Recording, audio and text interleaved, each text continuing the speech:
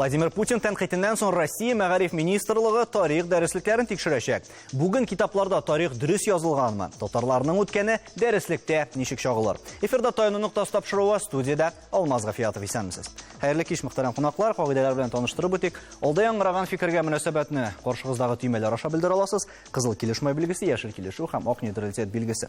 Шунда Владимир Путинның әлеге сүзләре, тәнқит сүзләре дөреслеккә туры киләме? Беренчедән әйтергә кирәк, камил дәреслек булмый. Сез беләсез инде, Коранда бастырып чыкканда аны хаталар чыга. Бу бит инде адамнар язган әйбер. Шуңа күрә инде теләсәң инде дәреслекне алсагыз, анда хәреф хаталарын да табып була, анда фактик хаталарын да табып була. Бу инде табигый хәл. Димәк, бу камилләштерү процессы ул даими барып тора. Инде гомумән әйткәндә, инде берничә еллар дәвамында бу Россиядә чыккан дәреслекләрнең дәреслектәр системага салынды. Федераль дәүләт стандартлар нигезендә, андар инде ИКС, историко-культурный стандарт дип әйтәбез инде, тарихи мәдәни стандарт нигезендә, алар барсы да тәртипкә салынды. Шуңа күрә инде гомумән әйткәндә, теге ниндидер айрым үрнәкләр китермичә, нигездә bütün дәреслекләр менә бу дәүләт тарафыннан рәсми кабул иткән стандартларга туры килә. Инде ниндидер автор кайсыдыр бер вакыйгаларга күбрәк әһәмият бирә икән, кайсыларгадыр инде азрак бирә икән, шул менә рәсми кысалар нигезендә ул андый мөмкинлекләр бар. Бүген мәктәпләрдә, Ләйсә ханым, нинди дәреслекләр буенча укытыла тарих дәресе? Тарих дәресе, гомумән дәреслекләр турында әйтеп китәсем килә, аларны безнең мәктәпләр үзләре сайлап ала. Беренчедән, укытучылар аны безнең сайлыйлар, аннан бу дәреслекләр исемлеге төзелә, яңадан ул педагогик киңәшмәдә карала һәм директор аны раслый. Монда иң мөһиме инде ул дәреслекләр безнең Россия мәгариф министрлыгы буйрыгы нигезендә федераль исемлеккә кертелгән булырга тиеш. Бу беренчесе һәм иң мөһиме дип әйтер идем. Аннан соң шуны да әйтеп үтәсем килә. Тарих программасына кергәндә, тарих фәне программасына тукталганда, анда безнең гомуми тарих, Россия тарихы дәреслекләре һәм шулай ук Татарстан тарихы турында материаллар бирелә. Менә соңгы буйрыкта инде мәгариф министрлыгы буйрыгында безнең гомуми тарихтан 4 линия дәреслекләр, Россия тарихы дәреслегеннән 5 линия дәреслекләр каралган. Татарстан тарихына без айрым тукталырбыз әле. Без аны турында инде күпмедер дәрәҗәдә сөйләшкән идек, әлеге студияда. Менә директорга сөйли дип әйттек. Рәхим ханым, шунда ниндирәк система уза? Кемдер әйтә, алыштырып торырга кирәк шул дәреслекләрне ди. Путин да бит менә яңадан карап чыгарга кирәк әлеге дәреслек. Менә сез яңадан карау һәм дәреслекләрне үзгәртү мәсьәләсенә ничек карыйсыз? Мин беләсезме, Владимир Владимирович Путин белән бәлки бу мәсьәләдә килешермен дә, чөнки үзегез беләсез, яңа мәгълүматлар, архив документлары табыла, әйеме. Һәм аннан соң менә Путин ни өчен бу фикергә килгән, чөнки чынлап та тарих дәресләрен карагач, уланда ниндидер мәгълүматларның булмавын ачыклаган һәм шул исәптән инде дәреслекләрне яңадан карап чыгарга дигән фикергә килгән. Әлбәттә, минемчә бу булырга тиеш. Менә әгәр дә без мин монда килгәнче тарих укытучылары белән аралаштым һәм алар әйтә, әйе, менә мәгълүмат бик күп бирелә, әйеме. Аннары әйтеп үткәнчә, монда Татарстан тарихына бик аз вакыт бирелә. Менә әйтер идем, һәр төбәк үзенең тарихын өйрәнү өчен гомумән 1 сәгать айрым бирелергә тиеш. Һәм инде монда әлбәттә эш максатчан рәвештә алып барылырга тиеш. Дәреслекләр менә мин укытучылар белән сөйләшкәндә шуны ачыкладым. Менә хәзерге яңа федераль дәүләт стандартларына каралган дәреслекләрдә, әйеме, анда 9-нчы сыйныф Россиянең 1914 елы белән бетә. Димәк, әгәр дә бала 10-нчы сыйныфка бармый икән, ул гомумән Бөек Ватан сугышы тарихын белми дә кала. Менә шул уңайдан әлбәттә дәреслекләрне яңадан каралырга мөмкинлегенә инде игътибар итәбез. Бөек Ватан сугышы турында сөйлибез икән, шуннан да күпме урын алган ул. Монда әле шул ук Владимир Путин әйткәнчә Сталинград вакыйгалары турында да бит әле урын алмаган ди. Бу шулай дөреслеккә туры киләме? Алар Бөек Ватан сугышы менә ничәнче сыйныфларда өйрәнелә? Рәхимә Минвалиевна ул бик дөрес әйтте. Ул Татар гимназиясында директор булып эшләй бит. Аңа кушылып мин нәрсә әйтер идем, безнең Татарстан мәктәпләрендә бүгенге көндә Юдовская һәм Рустам Арсентьев дәреслекләре киң таралган. Бу дәреслекләр безнең татар теленә тәрҗемә ителгән. Татарстан китап нәшрияты аны бастырып чыгарды. Бөтен татар мәктәпләрендә аның белән тәэмин ителгән. Һәм яңа белем бирү стандартлары негезендә чынлап торып инде тарих дәресләрендә безнең 10 класста ул Бөек Ватан сугышы темасы җентекләп өйрәнелә. Моннан тыш инде гомуми алганда, аны һәркем дә минем белән кушылыр. Балалар бакчаларында да, мәктәпләрдә дә, класс сәгатьләрендә һәм класстан тыш чараларда барбер балаларга мәгълүматлар бирелә. Сәгатьләр санына килгәндә, ул һәр мәктәп аны үзе билгели. Булай уртача әйткәндә, республика мәктәпләрендә профильле классларда ул 17-20 сәгать бирелә, профильле булмаган классларда 10-15 сәгать бирелә. Җитәрлек темага. Әйтәнләргә сүз бирергә әле Әлсия ханым. Чынында бу вакыт аралыгы һәм нәрсәләр борчый гомумән менә балаларга тарих дәресен укыту процессында? Тарих дәресе, без белгәнебезчә менә 5-нче, 7-нче, 8-нче сыйныфларда атнасына 1 тапкыр керә, 6-нчы, 10-нчы, 11-дә 2 тапкыр керә. Һәм Бөек Ватан сугышы турында да мәгълүмат өйрәнелә, һәм Сталинградская битва турында да мәгълүмат бар. Бәлки алар ничектер аны тирән әйтергә уйлыйлардыр. Гомумән безнең уйлавыбыз, без бит инде менә татарлар да милли аңны күтәрергә тырышканда иң беренче тарих турында сөйлибез. Балаларга тарихны бирергә дибез. Шуңа күрә Рәсәйдә дә хәзер сәяси җилләр төрлечә исә, һәм яшь буынны бераз патриотрак итеп тәрбияләр өчен анда ниндидер культларга басым ясарга ниятләре бардыр. Теге ни өчен бу үзгәртелеш керәсен? Сезнең фикерчә махсус башкарыла торган эшме бу? Мин уйлыйм, үзгәреш, искергән мәгълүмат юк түгел инде китапларда, әлбәттә бар, өстәрлек әйберләр дә бардыр. Әмма ләкин махсус идеологияны монда кертмәй. Сезнең дә өстәл фикерегез бар буга, килешәсезме? Шуны әйтәсем килә, Бөек Ватан сугышы темасы 10 класс дәреслегендә, мин дәреслегендә алып килдем. 10 класс дәреслегендә 70 бит бирелә, һәм инде анда Сталинград сугышы гына түгел, анда бит төрле өлкәләр күрсәтелә. Шул ук Мәскәү асты сугышы, төрле мәсәлән разведчиклар ничек эшләгән, һәм сугышка караган бөтен фактлар шушында бәян ителә. Дәреслекләрне яңарту турында әйтәсем килә, кирәк яңартырга. Мәсәлән, менә бу китап, бу 6-нчы тапкыр русча әйтсәк переиздаваться итә. 6-нчы тапкыр. Моны язган 8 автор. 6-нчы тапкыр. Димәк, монда инде ниндидер мәгълүматларны үзгәртергә кирәк, өстәргә кирәк, инде ниндидер файдалы булмаганны алып атырга кирәктер инде бәлки. Шуңа күрә карап чыгарга кирәк. Монда тәнкыйть сүзе дә бар бит әле, Айрат. Менә әгәр дә без алсак монда, менә бу Россиянең уңай образын тудыру да күз алдында тотыла дигән фикер ятты. Бу шулай идеологик максатлардан башкарылып эшләнәме синеңчә? Менә бөтен дәреслектәрдә инде тарих дәреслекләрендә Россия әлбәттә уңай ил һәм уңай тарихлы дәүләт итеп күрсәтелә. Идеологик яктан монда ниндидер җитешсезлекләр, бүгенге Россия дәүләте идеологиясе ягыннан ниндидер җитешсезлекләр бар дип үзем шәхсән санамыйм. Һәм инде канагатьсезлек турында әйткәндә, инде тарих белән бер кашанда җәмәгатьчелек канагат булмас. Тарих укытуы белән, чөнки һәрвакыт 90-нчы елларда да күпме күтәрелде, 0-нчы елларда да күпме күтәрелде тарих дәреслекләреннән түрәләр дә, чиновниклар да, укытучылар да, ата-аналар да һәрвакыт канагат түгел. Чөнки тарих ул күп кырлы нәрсә. Һәм кемдер күбрәк Россиянең революция хәтле тарихын чалдырырга тели, кемдер күбрәк Бөек Ватан сугышына басым ясарга тели. Һәм хәтта һәрбер төбәктә дә үзенә күрә бер караш, мәсәлән, Краснодарский крайда, анда Кубаньда, анда күбрәк революция хәтле тарихка басым ясыйлар, һәм казакларның тарихына күбрәк басым ясыйлар. Мин үзем шәхсән укытучы булып эшләгәндә, без Данилов һәм Касулина дигән дәресләр буенча укыттык. Анда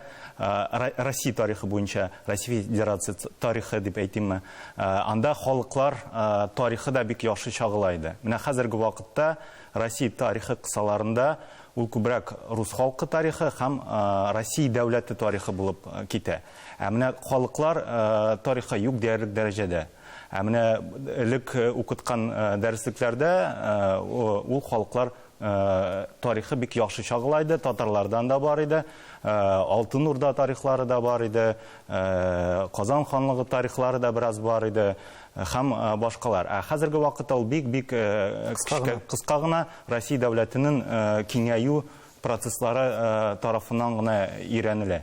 Мондай үзгәрешләр нәрсәгә нигезләнеп башкарыла? Марат әфәнде, алар еш башкарылырга тиешме сезнеңчә? Һәм шулай ук регионнарга бүленеш булырга тиешме монда? Гомумән нәрсәгә нигезләнеп әлеге процессларны башкарырга тиеш икән җитәкчеләр?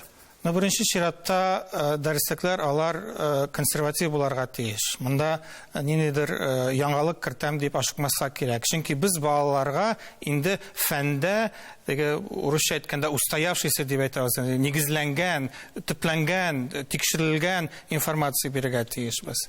Икенче яктан инде, әгәр дә без кайбер илләрне, бигрәк тә федераль илләрне чагыштырып карасак, мәсәлән, Алман илендә, федератив дәүләттә, анда гомумән федераль дәреслек юк.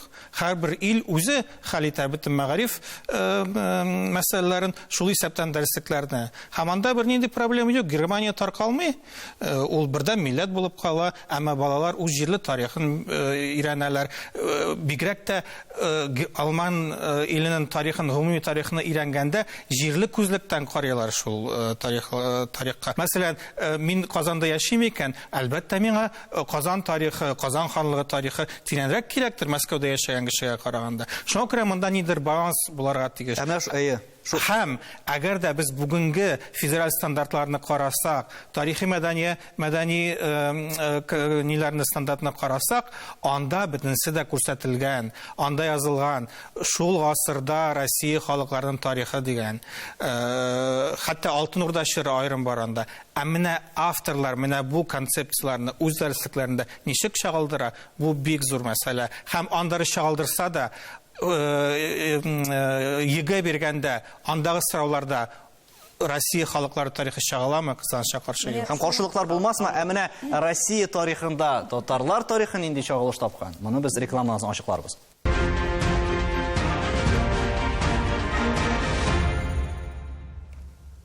Татарстан Яңа гасыр телеканалында Таяны нуктасы тапшыру тарих дәреслекләре турында сөйләшәбез. Рәхимә ханым, сезнең әйтәс фикер бар иде. Чыннан да монда милли үзенчәлекләрне, регион үзенчәлекләрен сакларга кирәкме? Һәм шул ук, мәсәлән, Татарстан тарихын Россия тарихына керткәндә күбрәк урын бирергә кирәк дип саныйсызмы? Мин ул турыда әйттем инде, аерым бер сәгать бирелеп әле гомумән. Юк, сәгать түгел, тик Россия тарихын күз алдында тотабыз. Аерым сөйләшербез әле Татарстан тарихы турында. Әлбәттә кирәк вакыт бирелергә һәм өйрәнергә тиеш. Менә мин шул турыда әйтеп үтәсем килә. Безнең бит инде образовательный программа, укыту программасы бар. Һәм менә бу образовательный программада, укыту программада күрсәтелгән материалларның дәреслектә булмавы укытучы өчен ул авыргарак туры килә, өстә эзләнергә тиеш. Менә монда да тәңгәллек булырга тиеш. Бу бердән. Аннан соң менә бу тарих дәреслекләрен язганда ул бит нәрсә диләр? Киләчәген белмәгән халыкның, үткәнен белмәгән халыкның киләчәге юк диләр. Шуңа күрә менә тарихны язганда да төгәл мәгълүматларга, төгәл фактларга нигезләнеп язылсын иде.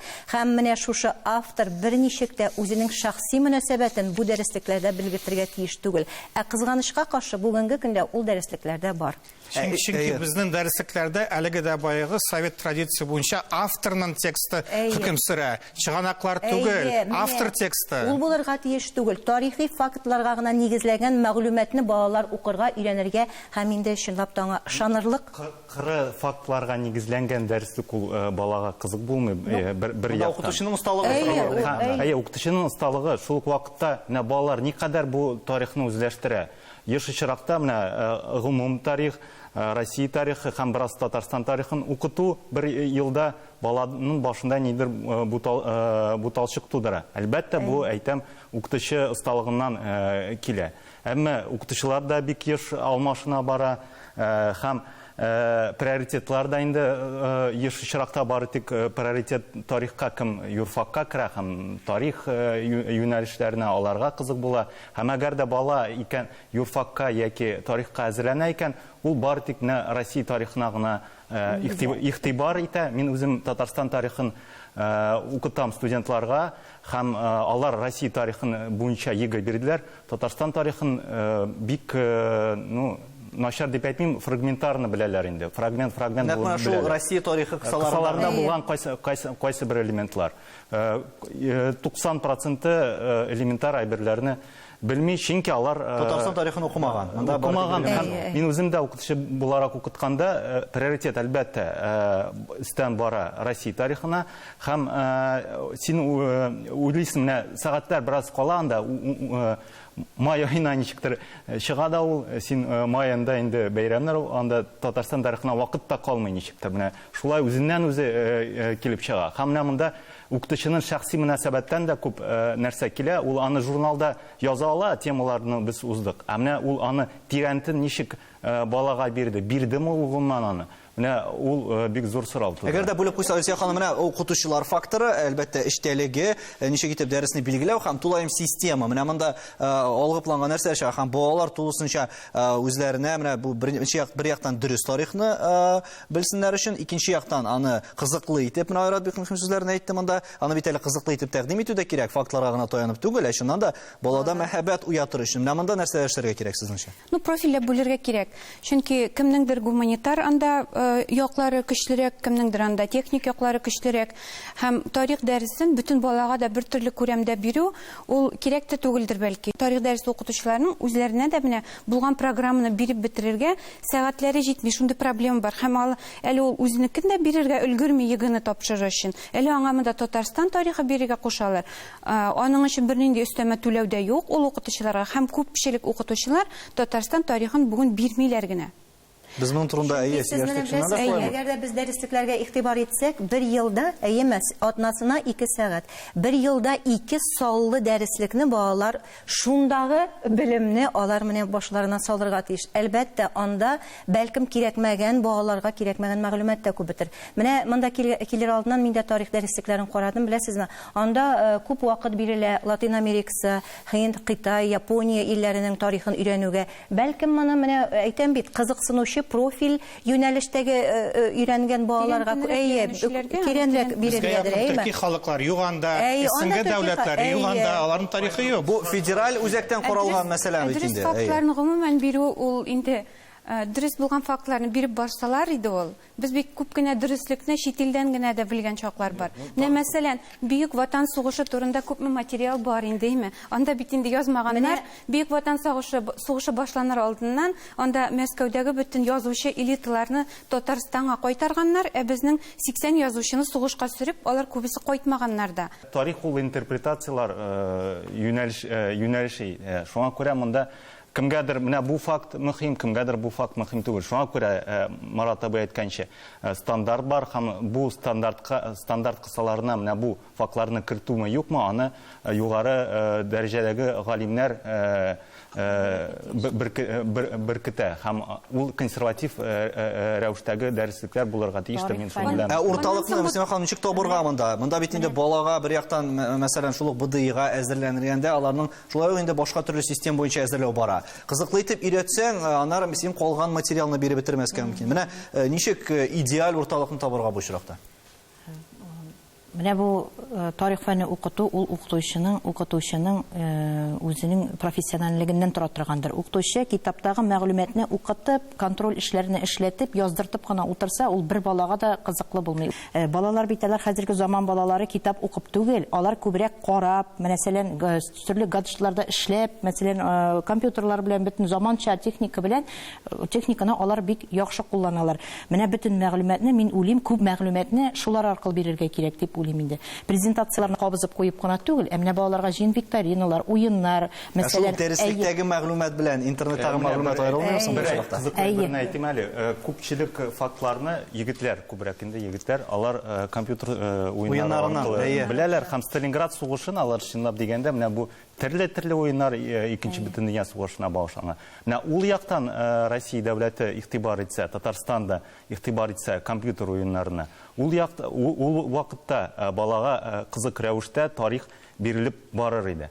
Дәреслек аркылы, гомумән менә классик дәресләр аркылы баланың акылында бик күп нәрсәләр калмый. Аның тулаем бер картинасы тарих буенча минемчә бик сирәк очракта гына формалаша. Хәтта нинди таныклар, нинди модельләре булуында шуны беләләр һәм минем бер танышым әле шулай дәрестә инглиз телен ятламаганны, шул уеннарда инглиз телен ятлаган. Шуңа күрә бусы аерым мәсьәлә. Ләйсән ханым, дәреслекләргә әйләнеп кайтсак, алар менә әзерләнеп, инде рәсмиләштереп, дәреслекләр баланың партиясына барып җиткәнче менә нинди юллар уза һәм тиз башкарыламы? Әйе, алда әйтеп үттем бит инде безнең Татарстан мәктәпләрендә булган барлык дәреслектәр дә инде ул Россия Мәгариф министрлыгы тарафыннан арасланган һәм алар мәктәпләргә кайтарылган.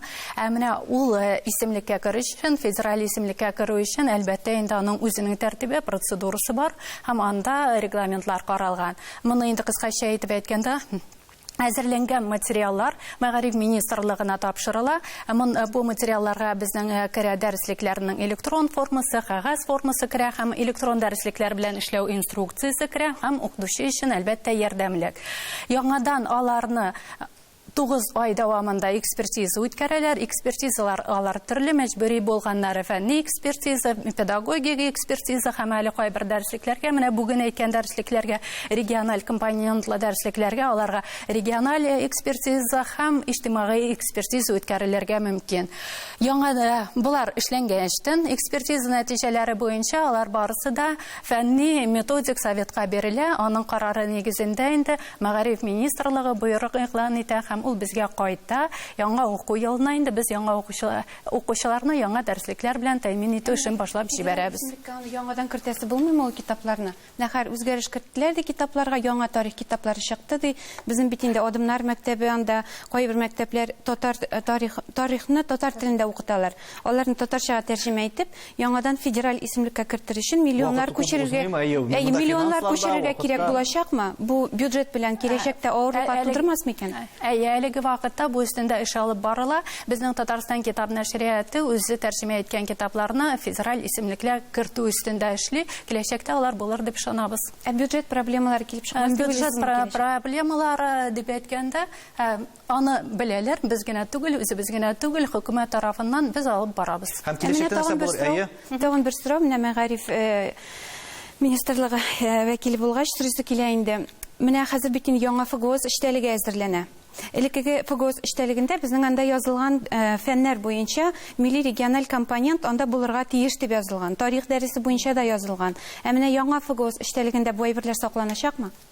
Мен уйлыйм сакланачак дип, чөнки рекомендациялар бар эштәлектә. Алар бит эштәлектә, аны безнең чынлап торып инде Мәгарифне үстерү институты өйрәнде һәм без мәктәпләргә рекомендациялар җибәрелдек. Бүгенге көндә алар барысы да каралган. Менә чыннан да, әгәр дә без Россия тарихын алабыз икән, монда Татарстан тарихына бирелгән урын буенча ниндидер каршылыклар киртәләр, тегене ярамый, моны ярамый дигән каршылыклар туамы? Әйткәнемчә, бүген рәсми күзлектән караганда бөтен мөмкинлекләр бар.